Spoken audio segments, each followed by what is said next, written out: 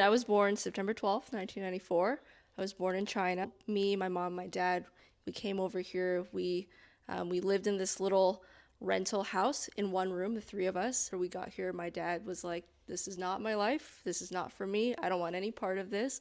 It's too difficult." And so, I think about 6 months into living here, he left. In high school, I started smoking weed. I went to parties a lot. Like I did drugs, all of these things. Second or third year, I started dating girls. I had that moment, and I never felt so empty in my soul. Like, Wow. I don't know what my soul looks like, but whatever it was, I was just like, wow, I feel nothing. And this is the other thing too of like the power of prayer is so impactful, Yeah. because sometimes that's the difference between somebody finding God or not. Welcome to FTK, a podcast for the kingdom. My name is Jade, and I am so excited for all the stories that you are going to hear over the course of this podcast. Our hope and our prayer is that it inspires the believer to go out and share their story of all the miraculous, crazy things the Lord has done in your life, how he's healed you, how he set you free, how he's given you a peace that surpasses all understanding. We truly believe, like it says in Revelation 12, verse 11, that we will overcome by the blood of the Lamb and the power of our testimony. We truly believe your story can change lives, so go out there and share your story. And our prayer and our hope for the unbeliever is that in the midst of whatever your situation is right now, whether you're feeling lost or hopeless or empty, we hope these stories are a living proof to you of a God who is still alive, of a God who is still changing lives and setting people free. And that hope is not only available for the people that you're listening to, but that hope is available to you as well. And it can only be found in Jesus.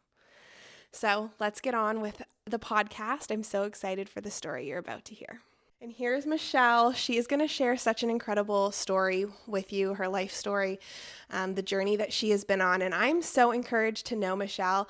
I just want to say that I find that you are always looking to be so obedient in your walk with Jesus, and you really prayerfully think about things and ask, like, am I being obedient? Am I hearing from the Lord? Am I discerning well?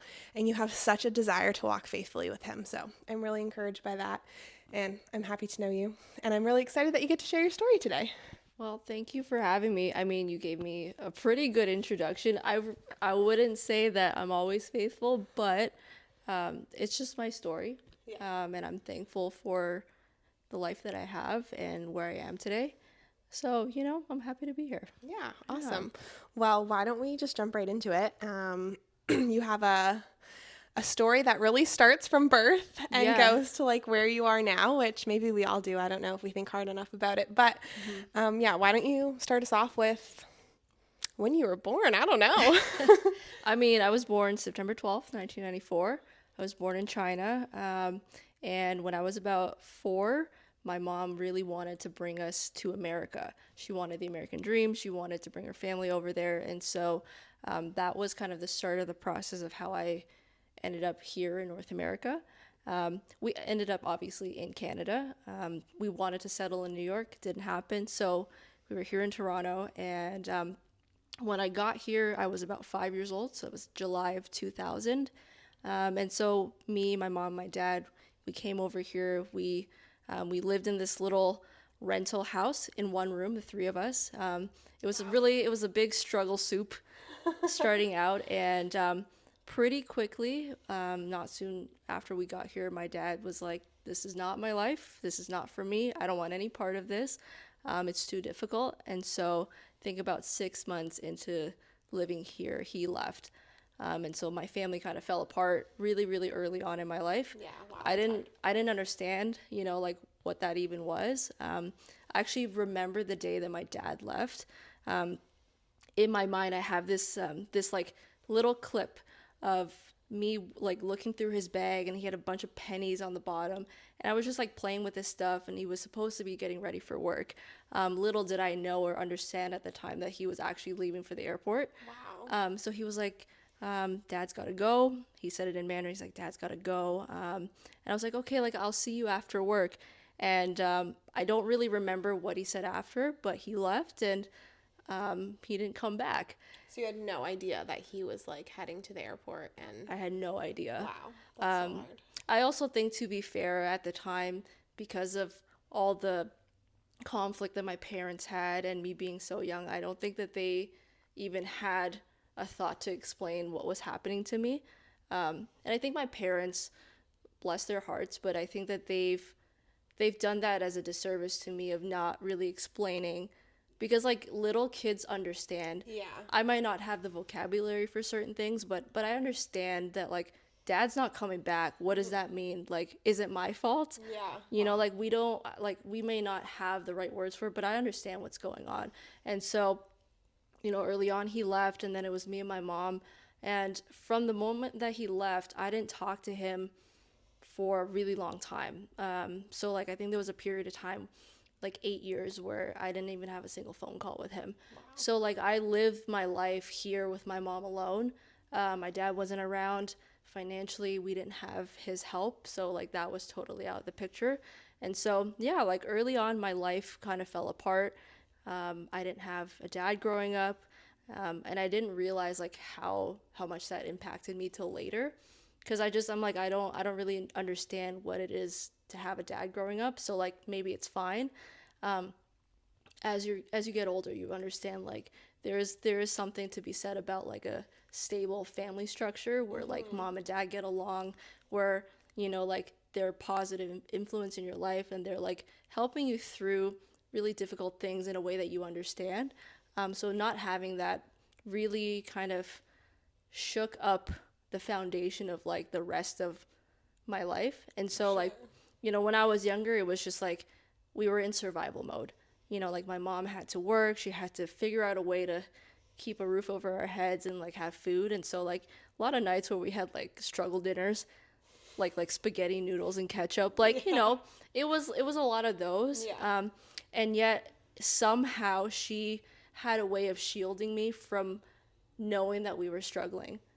Like I'll never know, because she's never really told me those like specific moments, but I'm sure there was a lot where like she didn't know like how we were gonna make it past next month. But there was a lot of moments where she shielded me from that. And so like I got to learn gymnastics. I went and like took art classes on the weekend. I was able to go to like most school trips. So like she never made me feel like we didn't have any. But now I see like, oh, like we were really, really struggling. And what we had wasn't normal. Like this wasn't how it was supposed to be. Yeah. But yeah, like even throughout that, like it was really tough. Like at the same time as my mom taking care of me the best that she could, it was really, really tough for her. I'm sure that there was so many things that she didn't work through. And even having to process the fact that like her husband left and she has no choice. She doesn't even have time to think about these things.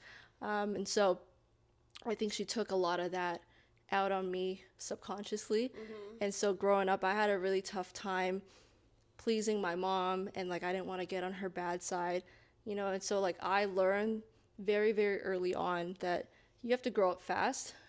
You're responsible for your own emotions, because like my mom just doesn't have the capacity, and so that set off a trajectory of like what is my life, who am I, like why don't I have like mom and dad like all my friends do, why don't I have certain things that they're talking about. And then yeah, like growing up, it was like a transition from that into when I started going to high school. I desperately wanted to feel like I belonged. I desperately wanted to be liked. I don't know why that mattered to me so much, but being liked was really, really important.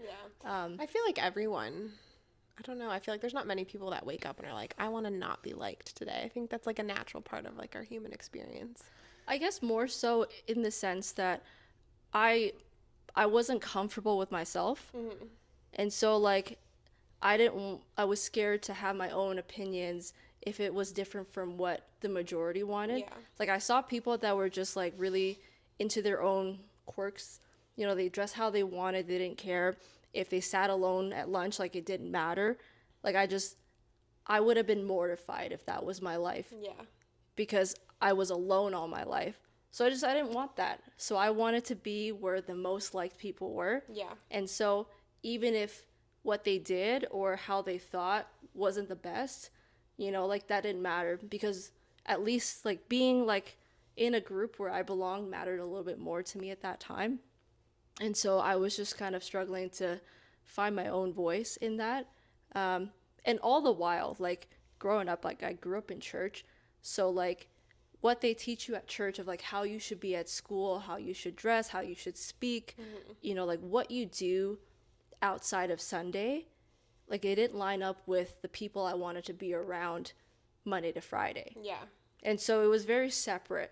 So like I had that as kind of like a background my entire life. Yeah. So then that just got harder in high school where like you're lame if you're a Christian cuz like you don't do anything, you just sing songs about Jesus, like it's like a very specific stereotype and like overarching image of what a Christian kid looked like. And it wasn't like a good one. Like I didn't know any popular Christian kids in my school, let alone any Christians. So like that was like a thing that I think made it a little bit harder in high school for me. So like I struggle with that, and like growing up with the mom that I had, like I wanted to find my own voice in that, and so it was, I found it really really difficult when I got to high school. I ended up like making friends with all the stoners. I'm not sure how I ended up there, but I did. So like in high school, I started smoking weed. I went to parties a lot. Like I did drugs, all of these things.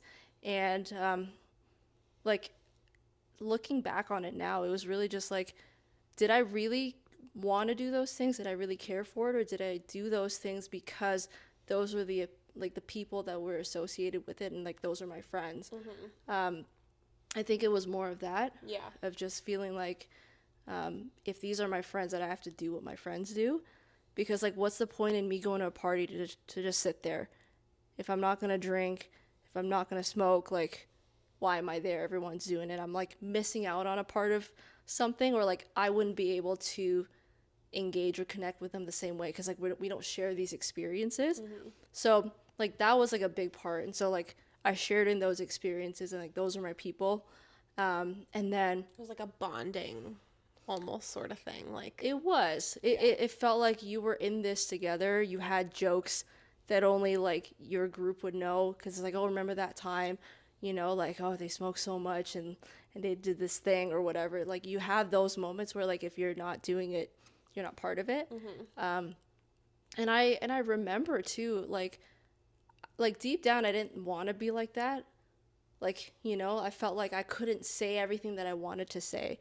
Or like if I had even had a moment on Sunday at church where I learned something really cool, that's not the people I tell it to. Like I'll tell my church friends because that was appropriate and it made sense in that context. But then you take it outside of church, and like certain parts of me would just get closed off because like that wasn't who I was or who they knew me to be. I don't even think most of my high school friends knew that I went to church. Yeah. Or that I went to church so much and that I liked it. It would be like, yeah, I went to church on Sunday, like it was so boring. Like I wish I wasn't there. But like was that like actually how I felt? No, but like I felt like that's how I had to come off, That's how you needed to be accepted by that group of people. Yeah, and like, so like it was just, I was always jealous of people that could just be like true to themselves and like, hey, I don't like it, so I don't have to do it. I don't want to do it. Like I could never do that. Yeah. Like that seems so scary to me, because then if I did, and then they're like, okay, well, we don't have to hang out, then what do I have? So like that was really, really scary at the time. So like, obviously now I'm learning to have my own voice, but that was high school, and then didn't get easier in university. Like in university it was more so like, now I'm an adult, I'm living on my own, I'm finding my own voice, I want to like do what I want. And so a lot of those mentalities came with me, just was in a older context. Now I was really more responsible for making my own choices, but the lingering feeling was still there, of like wanting to be liked, wanting to be accepted, wanting to have like this thing that I felt like I was missing in my life. I didn't really know what it was, but I was searching for meaning and belonging in different settings and hoping that I find it, hoping that I landed in something that was concrete. Yeah. And so far up until this point, like none of it was. And then in university, like I dated people and like I experienced like love, or what I thought was love, for the first time, of like not being in a high school relationship, but being in like an adult relationship. But I didn't know what I wanted. I didn't know like who I was supposed to be with. So like, dated some questionable people. Um, like I don't regret any of those decisions necessarily, but like that was just kind of my journey. Yeah. And like when I was in second or third year, I started dating girls. And so that was a pivotal point in my life, because for the first time I experienced like connection with a person in a very deep way. I couldn't explain to you what was different. But it was like, oh, like I've never had connection in this way. It was so genuine. Like I never felt so strongly for somebody. On top of that, you experience like real romantic love. And so I started dating girls, and it was really interesting too, because I've dated guys in the past, and then I dated this girl, and it was like a moment where I'm like, oh, I get it. I just didn't like guys. That's what it was. And so in that moment, I was like, okay, I get it. I'm gay. Like, I understand now. It wasn't because there was something wrong with me. I just didn't like guys. And so I experienced so many things all at once. And it was so real and it was so genuine. And I was like, okay, up until this point, I was trying to figure out where I belong, what I was supposed to do. This is it. Like this defining moment, all these things feeling like it lined up, having love, having like a mature relationship, all of these things lined up in such a way that I was like, okay, I understand now. This is who I am. This is what I was looking for. And I finally figured it out. Like, I'm gay. Now I can be open. I can live my life freely now, and it's going to be great. And so, like, obviously, all of this time I was still going to church. I had a community at church. I had meaningful friendships at church. And so when all of this kind of came out, it was like my world fell apart again. Oh. It was so crazy because like we all know like what church says about being gay. And like I had never thought that I would experience like the worst parts of somebody's story when they come out and they say like I grew up in church and like the church just like left me. Yeah. I had never thought in my mind that that would happen to me Yeah. because of how much connection and friendship I had with my church. So that when it happened, it literally brought me back to a place where I felt what I felt when I understood for the first time that my dad left. Wow. It was like a moment I'm like, oh, like I am now experiencing what it feels like to be left, like literally abandoned. But I understand it as an adult. So like this is so much worse. Yeah. Because at least Wow. when I was younger, it was repressed. Like I just never worked it out. I didn't even know that that was like repressed in me. But in that moment, I was like, oh my gosh, like my family left me. Like they care so much about me being gay that everything else that we had built doesn't even matter anymore. Wow. And it was so heartbreaking because like I just wow, like my family broke apart. That's what it felt like. And so that was a really dark part of my life Yeah, where for sure. the people I thought loved me most would be there for me, and it turned out to the opposite, which then obviously pushed me even further into like my relationship, because now I have a new community. I have a community that accepts me and celebrates me and my relationship. Like, like there was no judgment. And so everything became super clear. Like my world fell apart because this was not ever supposed to be my world. This one is. And so all of these things came together, and like that point on in my life, I was like, okay, like my identity is I'm gay. Like I'm gonna embrace this. I'm gonna be super loud and proud about it, and like it's gonna be good. And so like that's what I did. Like I pursued my relationship. I walked away from the church, and so that point on, It was yeah, it was like, honestly, it was pretty good. For a little while it was pretty good, and then after the high of like coming out kind of died down and Yeah. like you settle into just life, I started to feel empty again. That's the best way I can describe it. Of like, even though the church hurt me, like why do I feel empty? Like, why am I still thinking about it?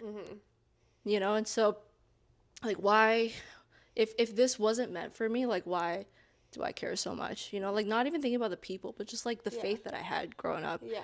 and like loving being at church and all of this. Like, why am I still thinking about it? And so what what started out as something that I was so sure about ended up just making me feel more confused and empty after. Yeah. Like it wasn't like 10 years of my life of me going through this. Like, in the span of the time that I came out to when I went back to church, it was about like 3 years. But like, after that initial high died down, I really just began to feel empty again and confused as to like what my purpose is in life, because like now nothing makes sense again. You know, nothing felt like it was going anywhere. And like, maybe also because my relationship started to have problems. Yeah. Like it could have been a whole bunch of things happening at the same time, Yeah. where like this perfect thing is now not perfect. And like, I just didn't know what to do about it. And like, it seemed like working it out wasn't working. You know, like, the conflicts were still there, the feelings were still there. Like, I was just like, I don't know what to do next. And so, long story short, my relationship ended, and it was awful, you know. And I was left in a place where, again, I was heartbroken. I was still confused about like what I'm supposed to do with my life and like what my future looks like. And like, I had a scary moment where I thought, and it was the first time where I wasn't sure about where I stood with God. And like, I don't know why that came up, and I don't know why that mattered to me so much. Yeah. But I had a moment where I had nobody around, I felt like, and I was just like, and I don't have God either, and I don't know where he stands, and I don't know how he feels about me, because I still believe that he was real. Yeah. I just didn't know what to do about it, Yeah. and I didn't know where to go to do something about it. And that was a scary thought, because like, I don't know who wants to think like, where do I stand with God? How does he feel about me? Does he hate me? Yeah. That can be like a really anxiety inducing feeling almost like. And then you have no answer for it either. Yeah. Because I'm like, I think he might hate me. Or like, do I hate him? Like, I don't know. Right? And so I had that moment, and I never felt so empty in my soul. Like, Wow. I don't know what my soul looks like, but whatever it was, I was just like, wow, I feel nothing. And I don't know where to go. And so that was like another 6, 7 months of me just kind of going through the motions. I was smoking a lot of weed to get by. I will admit that at that time, that was definitely a coping thing, less so of a recreational thing. Like, it didn't make me happy. It just kind of helped me get through my day. Yeah. And it helped me not think about things. You know, it was like a false sense of like peace and happiness at the You time. almost used it to escape the reality of what you felt like you were going through. Yeah, and like, honestly, like, we could branch off, talk about addictions and all these things. Like, honestly, like people say you can't get addicted to weed. I mean, I disagree. I think you can be addicted to anything. But really, for me, I was just in a low place, and like, I had nothing. So like, at least like, I had this, right? And weed got me through, and like, you know, kind of held my hand through it. But obviously, those are all temporary things. Like, it doesn't actually Yeah. solve the problem. It doesn't like get to the heart of like what's going on with somebody. It will only fix you or feel like it's fixing you for so long. Yeah. Yeah, and like, I didn't like how I was. You know, like, over time, one of the things that I think that like I'm blessed with is a really great memory. Like, truly, I'm not saying this to like say this, but like, I remember a lot of things, and like, I felt my mind slipping. Like, my mind was just foggy all the time, you know. And I was like, man, I don't even have the things I like about myself. Like, I remember nothing. Like, I can't wake up. I barely eat, or I eat too much. Like, it's just like my whole life wasn't getting better. Yeah. I was getting by, and I was in a bad place, and I knew it, and I just didn't know or want to do anything about it. And so that was like, honestly, 6, 7 months after I came to the thought of like, God, I don't know how you feel about me. And that bothered me. Um, so, at that point, my mom, and this is the other thing too, of like, the power of prayer is so impactful. Yeah. Because sometimes that's the difference between somebody finding God or not. But like, my mom was praying for me through like the way that she handled me coming out, all like whatever it was, like she was still praying for me and being like, God, I just want her to be okay. Yeah. Like, even if she doesn't believe in you, like, I just want her to be okay. I want her to be like mentally healthy. And so like, I know she prayed a lot for me during that time, and she also nagged me a lot to go to church. Yeah. Because like, what else do you say? And so in 2017, I was like, all right, like, whatever, like, just stop asking me, I'll come. Yeah. And so out of obligation, I started going to church. And I mean, I didn't like it like most of the time I was there initially. Yeah. I would sit in the back, like, cross my arms. I also looked very different back then. Like, my hair was in a weird place. Like, I cut my hair really short, and it was growing out all weird. So like, I just looked strange. I had this like angry face about me. Like, I didn't sit up, I didn't listen. Did you want everyone to know how you felt by looking at you? Like, Absolutely. I'm not happy to be here, and I'm going to let you know. Absolutely. If you talk to me, I'll be polite, because I'm not a horrible person. Yeah. But I didn't want to talk to you. So it's like, I was trying to like let you know I'm here, but I don't want to be here. Don't approach me. Exactly. Yeah. And so that's how it started off. And my mom would keep inviting me. She'd be like, oh, I gave you your phone number to one of the young adult leaders. Like, they're going to call you. And it would irritate me so much, because I was like, I felt like I was being pushed back into something that I wasn't even sure about. Yeah. But like, when I started going back, and even a little bit before I finally agreed to go back to church, what I really felt deep down was like, I just missed having a relationship with God. Like, it was like, yes, it was a big part of my life growing up, but like, why did I keep it?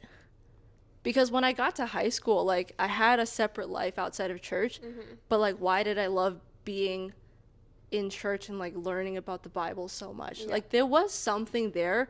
I just didn't know if it was because of what I grew up with, or if that was something that I actually wanted. Yeah. And so when I started going through this like awful period of my life, I didn't know how I felt about God. I didn't know how God felt about me, but yet I missed having whatever relationship I had with him. I missed that. Yeah.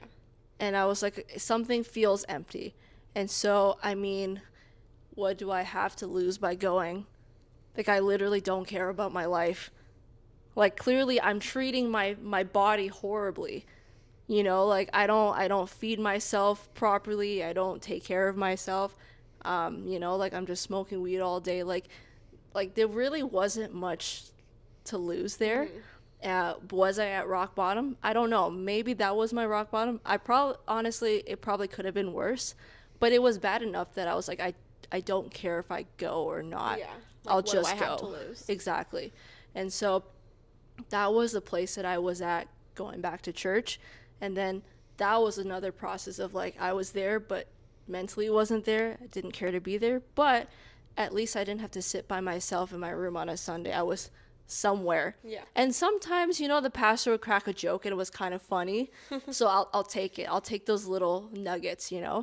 And so that began the process of me coming back to church. I didn't go every week. Over time, I started going maybe like twice a month, and then 3 times, and then 4. And so like, I would become more of a regular over time. And I also got to know the pastor and his wife. And they caught me off guard, because I was expecting what I had in my old church and like how they would respond to me. Because it's a brand new church that you were at. Brand new church. Yeah. And it's the church that I'm at now. But like, when I had met them, I didn't know if they knew anything about my life. I didn't know how they perceived me based on what my mom said. Turns out like, she didn't really say much. She was just like, my daughter's going through a hard time. Like, I'm trying to get her to come. Yeah. I think she'll like this place. And so I didn't know any of that, but I assumed that they knew everything that there was to know about me.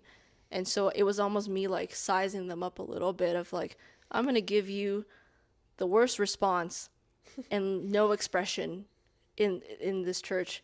So you don't really know anything about me, but I'm going to let you know that I'm skeptical about you. I don't trust you. Yeah. And so over time, every time they would see me, they would just like ask about how I am or like what I enjoy doing.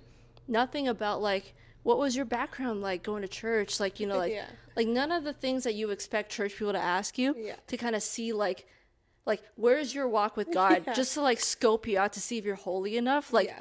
they never did that. They just genuinely wanted to know you. Yeah, and they'll be like, they'll like comment on like things that I mentioned, and they'll like bring it up another time. We bonded a lot over like food and just like stupid things. Like even music. I thought that they only listen to Christian music. Turns out they like 80s rock. I mean, like that was great, right? So like I started to see them for who they were, and they genuinely gave me the space to let myself come out when I was ready to. Yeah. And that was something that was very new for me. And then so like I didn't even realize that was God kind of like healing my hurt that I'd experienced of like my family breaking up twice almost. Yeah.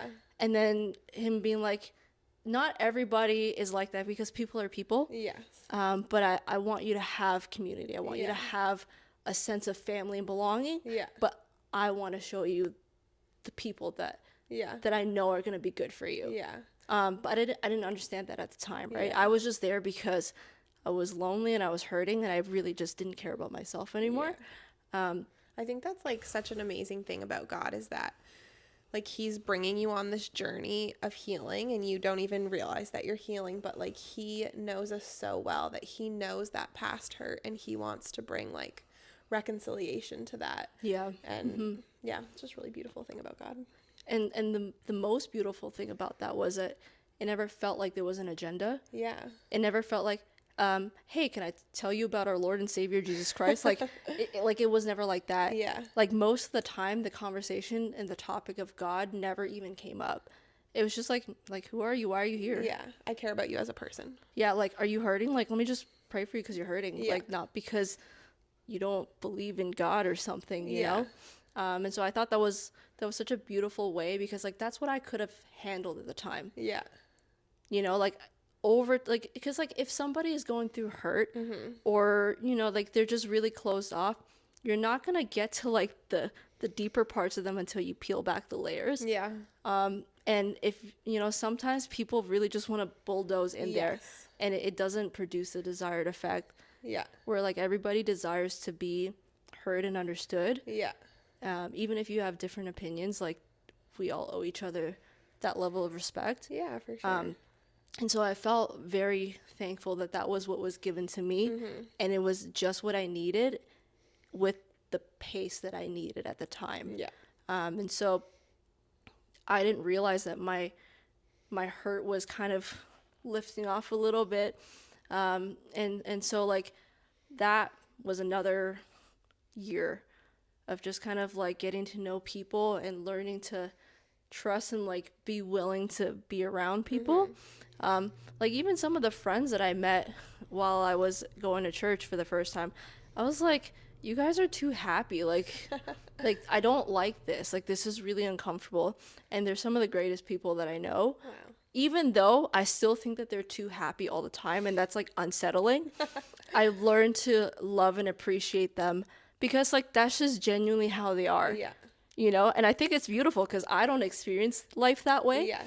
But it's beautiful to see how we all believe in the same God, and yet we're so different, and that's how it was supposed to be. Yeah.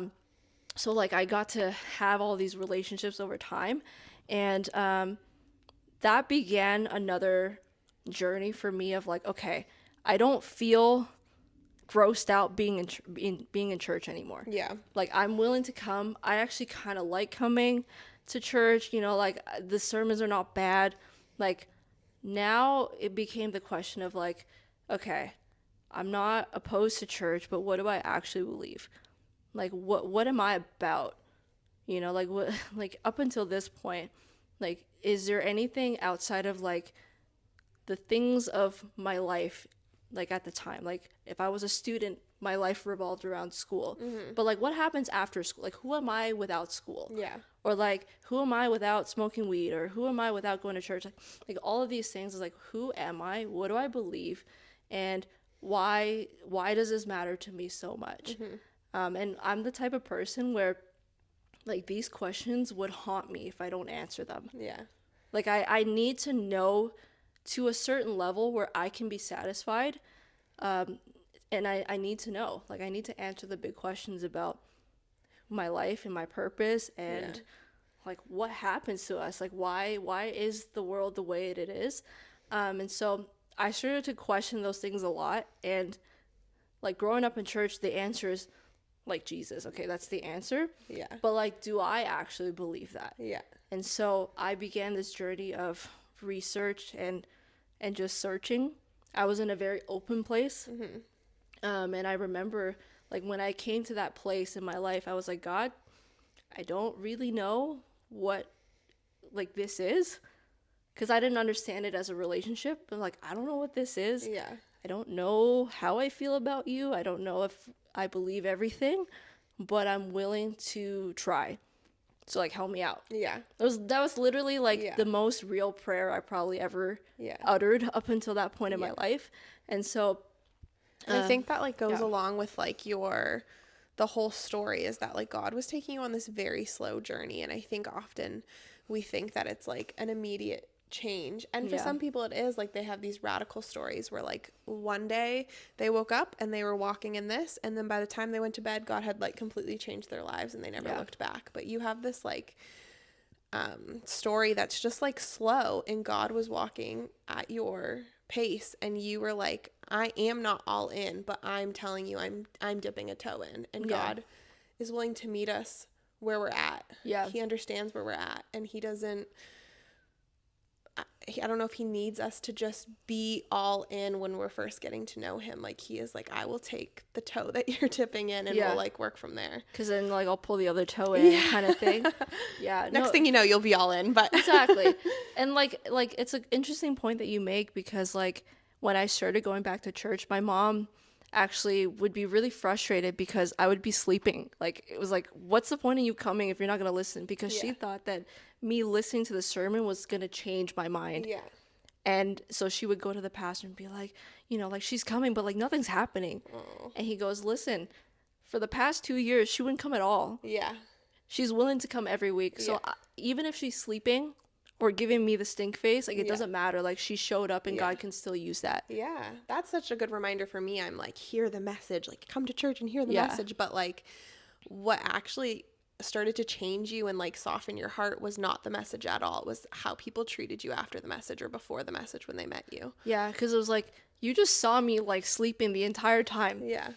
Like I didn't hear a single word you said. Yeah. And yet you care about my well-being. Yeah. And it didn't matter that I didn't listen. You weren't offended by it, or maybe you were, but you never let me know. Yeah. Because it didn't matter. Yeah. And so like that was like everything was what I needed at the time. Yeah. Because people let me be as I was. Yeah. And nobody tried to force it. Nobody tried to speed it up. Yeah. It was exactly how it needed to be. Yeah. And I think that's those people too seeking God. Like, I don't know if it's by chance that they were that way. I think they were that way because they sought God and how should I approach her, or, you know, like, I don't think it's just as like, they just so happened to know exactly what you needed. No, God knew what you needed, and he made sure that that was outworked through the pastors and people that spoke to you. Yeah. And I think that even if somebody went about something the wrong way, there was always someone that I knew was in my corner. So like if my mom was being too pushy and it was making me not want to come, like there was another person or two people that were like, forget about your mom. Like, like it that's not what it's about. Like, you know, like they heard my side. Yeah. And so there was always like, God always used somebody to speak to me in the way that I needed to, or like to reassure me, or to remind me that like not everyone's my mom. Yeah. Which was an important lesson of like, not everyone is the church that hurt you. Yeah. You know, like God is also not the people that hurt you. Like those are people. Yeah. Yes. And That's a good reminder. it's easy to blame God for the things that never happened in your life. And honestly, I mean, I'll never know. I'll never know why God didn't answer certain prayers that I had growing up. Yeah. You know, and I'm okay with that. Yeah. Like I've gotten to a place where I'm okay with that, Yeah. but I know that it's easy for a lot of people to get stuck on that, and then Yes. they just like count God out of it altogether and don't give him a chance. Yeah. And you know, like God respects that because everyone has free will. I'm thankful that God still pursued me. Yeah. What happened after you prayed that prayer that you're like, God, I don't know if I'm all in, but like. So it was interesting because I do believe something supernatural happened. Yeah. Because like at the time, like I still like females. Like I was like, I'm gay. So it was like, it was more of a thing also of like, God, I'm gay. This has been my identity for this amount of time. Yeah. Like I like literally said, I don't believe in you anymore. Yes. Like I was so final about it. And now I feel like I'm changing my mind and it's freaking me out. I don't know what this means now because everything that I thought was it is now up in the air. And I'm like, I don't like this. I don't know what to do about this, but let's see what happens. I'm willing to try. So I was also coming from a place of like, I'm about to give up an identity that I thought was what I was looking for. Yeah. And that was like a heavy weight. Like it weighed heavy on me because then it was like, if it's not this, then what? You know? So like you would put all your eggs in that basket essentially. Yeah. Like, this is who I am. This is what I'm giving my life to. Like there is no other. Like one moment I'm talking about like having a family with my ex-girlfriend and stuff, and I'm like, how did I get from that to be like, God, I don't know what to do because I know what your word says about certain things. I don't know if I believe it. I don't know if I want to live that out, but I'm willing to try. I don't see how I could like anyone other than a girl. Yeah. Like it didn't make sense because I was so sure at the time. And I really do believe like something supernatural happened because I literally from that moment I was like not interested in anyone. Wow. For a really long time. And like I don't know, like knowing me, I'm a deeply relational person. Yeah. Like I was never a serial dater, but I always crave relationship, and like the deepest form of those bonds happen in romantic relationships. So though I didn't date a lot, like those held such an impact in my life, and like it was what I deeply craved. So from that to like literally not wanting to date anyone, I was like, oh, that's really weird. Yeah.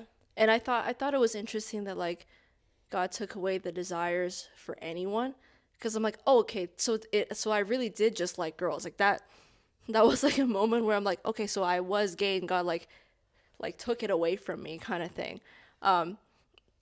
In having more time to think about all of those things, I actually think it wasn't even about that. I think ultimately, if you look through my life, it was a constant struggle of like, I just didn't know who I was. Yeah. I was searching for an identity somewhere, and I was determined to figure it out. And then every place I landed, like worked for a while and then stopped working. And then I prayed this prayer to a God that I wasn't really sure about, but I had known when I was younger. And I was like, okay, like do something because I don't know what to do. Yeah. And then he takes away all my feelings for anything. And like for me, what I felt was true at the time was like he needed to do that because I just needed to put my focus in like figuring out if God was what I wanted, if like Jesus of the Bible was really like my Lord and Savior. Yeah. And I was willing to figure it out. Yeah. And so I went on this journey and this deep dive into reading the Bible and listening to all sorts of sermons and like just unpacking like what the Bible is saying.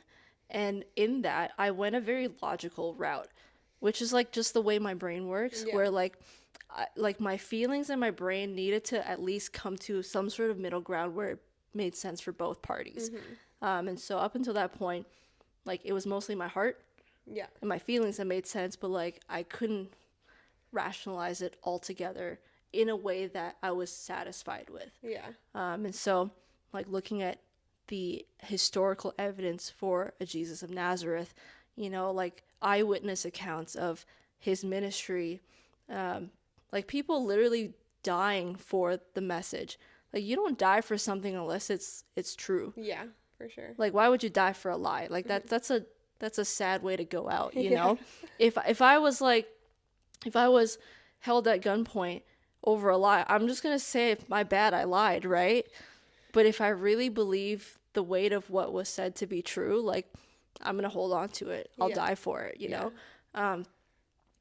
Like, I don't think I'll ever be in a situation like that, but I'm just like looking at the lives of people who were martyred for this guy. I'm like, okay, like, that's interesting. Like, why would anybody do that? So I had a lot of time to go through the lens of the Bible that way. And that was the part that I was missing when I was a kid.